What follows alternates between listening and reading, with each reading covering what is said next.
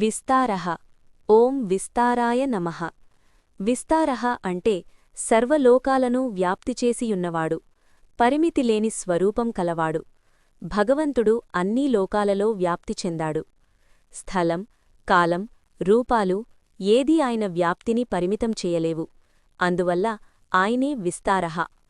ఆదిశంకరాచార్యుల భాష్యం. భగవంతుడు సర్వవ్యాపి. ఆయన్ను ఇంద్రియాలు, మనస్సు, బుద్ధి ద్వారా తెలుసుకోవడం అసాధ్యం. కాని ఆయన స్వరూపం సర్వలోకాలకు వ్యాప్తిచేసి సమస్త కార్యాలను క్రమపరిచేస్తుంది. ఈ స్వభావమే విస్తారః. పరాశర భట్టారుల వ్యాఖ్యానం. భగవంతుడు ప్రతి లోకంలో ప్రతి క్షణంలో తన సన్నిధిని ఉంచి జీవుల కర్మలను, లోక నిర్వహణను సమతుల్యంగా నడిపిస్తాడు. ఆయన వ్యాప్తి సర్వవ్యాప్త స్వరూపమే విస్తారః. స్థావరాస్థానుః ఓం స్థావరాస్థానవే నమః.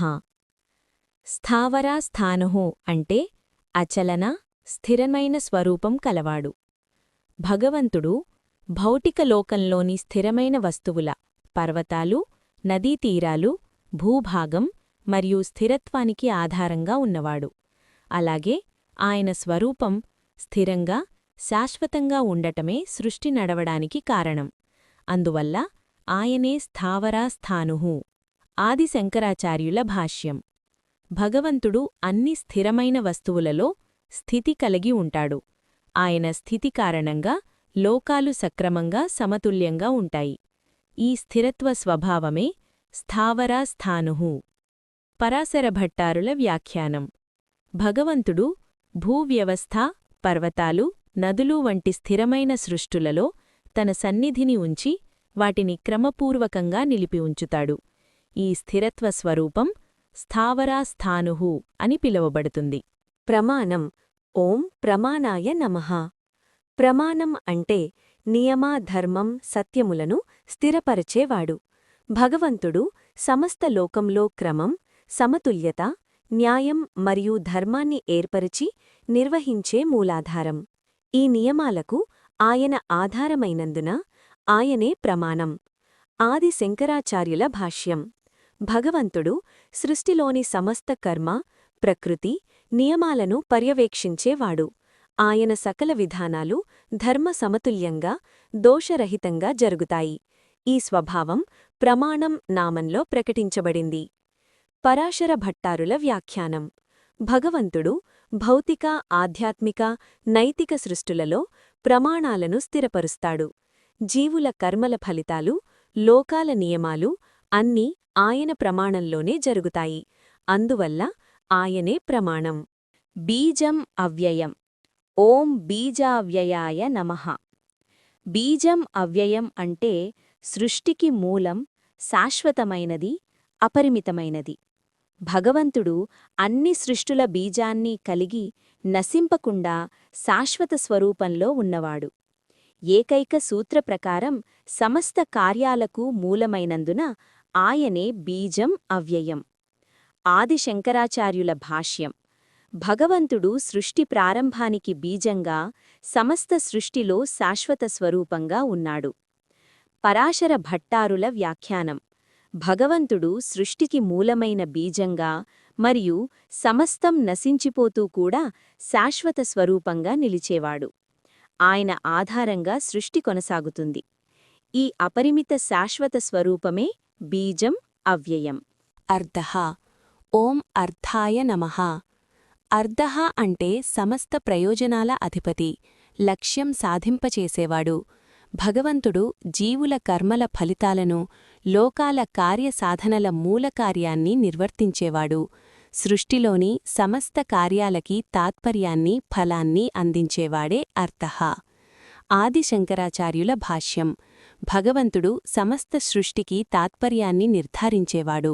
ఆయన వల్లే జీవులకు ఫలసాధనం, ధర్మమార్గంలో ప్రయోజనం, మోక్షం సాధ్యమవుతుంది. ఈ స్వభావమే అర్థః. పరాశర భట్టారుల వ్యాఖ్యానం. భగవంతుడు జీవుల కర్మల ఫలాలను సక్రమంగా, సమతుల్యంగా ప్రసాదిస్తాడు. అన్ని కార్యాలు విజయవంతం కావడానికి ఆయన ఆధారమవుతాడు. ఈ విధాన స్వరూపమే అర్థః. అనర్థః. ఓం అనర్థాయ నమః.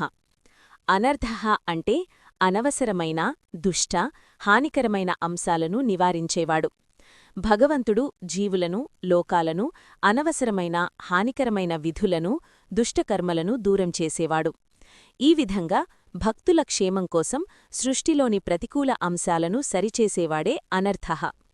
ఆదిశంకరాచార్యుల భాష్యం. భగవంతుడు జీవుల జీవితంలో అనవసరమైన, హానికరమైన, దుష్టమైన దాడులను నివారించి సత్కర్మల ఫలాన్ని అందించే విధానంలో వ్యవహరిస్తాడు. ఈ స్వభావమే అనార్థః. పరాశర భట్టారుల వ్యాఖ్యానం. భగవంతుడు భక్తులను దుష్టకర్మల నుంచి రక్షిస్తూ లోక వ్యవస్థలో సమతుల్యాన్ని ఉంచుతాడు. ఈ విధాన స్వరూపమే అనార్థః. మహాకోశః. ఓం మహాకోశాయ నమః.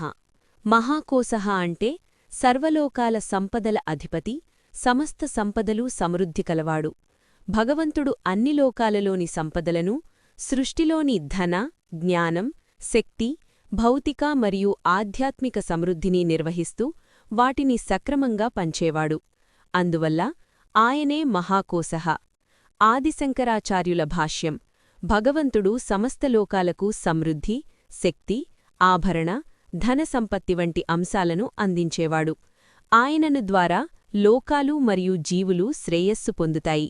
ఈ స్వభావమే మహాకోశః. పరాశర భట్టారుల వ్యాఖ్యానం. భగవంతుడు సృష్టిలోని సర్వసంపత్తులను, సమృద్ధిని తన కన్ను ఆధారంగా సక్రమంగా నిర్వహిస్తూ భక్తులందరికీ కరుణతో ప్రసాదిస్తాడు. ఈ సంపదల అధిపతిత్వమే మహాకోశః. మహాభోగః. ఓం మహాభోగాయ నమః.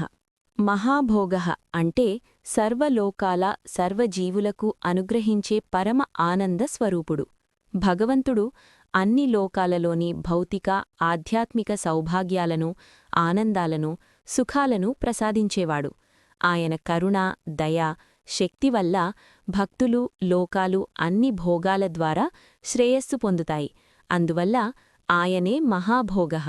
ఆదిశంకరాచార్యుల భాష్యం. భగవంతుడు సృష్టిలోని భోగాలను సమస్త లోకాలకు సక్రమంగా అందించే విధానంలో వ్యవహరిస్తాడు.